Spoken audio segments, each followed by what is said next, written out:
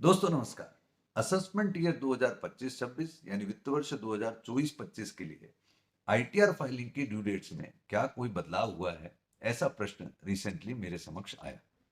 तो मैं समझता हूं दोस्तों, आपकी भी ऑलरेडी एक समझ इस पर पहले से बनी हुई है कि ऐसे सभी करदाता जहां पर टैक्स ऑडिट लागू नहीं हो, और मैं बात करूं तो ज्यादातर इंडिविजुअल टैक्स पेयर्स के केसेस में 31 July of the assessment year remains to be due date of filing return.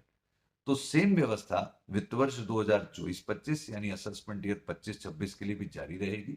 यानी यदि आप ऐसे इंडिविजुअल करदाता हैं, ऐसे व्यष्टि करदाता हैं जिस पर टैक्स ऑडिट लागू नहीं होती, जिस पर ट्रांसफर प्राइसिंग के प्रावधान लागू नहीं होते, तो ऐसी परिस्थिति में आपकी due date of filing return 31 जुलाई 2025 रहेगी असेसमेंट ईयर 25-26 के लिए। हाँ, यदि आप कोई कंपनी करदाता हैं या ऐसी पार्टनरशिप फर्म है जिस पर टैक्स ऑडिट होती है, या कोई ऐसा करदाता है जिस पर किसी अन्य लॉ के प्रावधान अनुरूप ऑडिट लागू होती है, या आप पर ट्रांसफर प्राइसिंग लागू होती है, तो आपकी due date of filing return 31 जुलाई 2025 की जगह बाय डिफॉल्ट 31 अक्टूबर 2025 को शिफ्ट होगी। इसमें भी एक वेरिएशन है।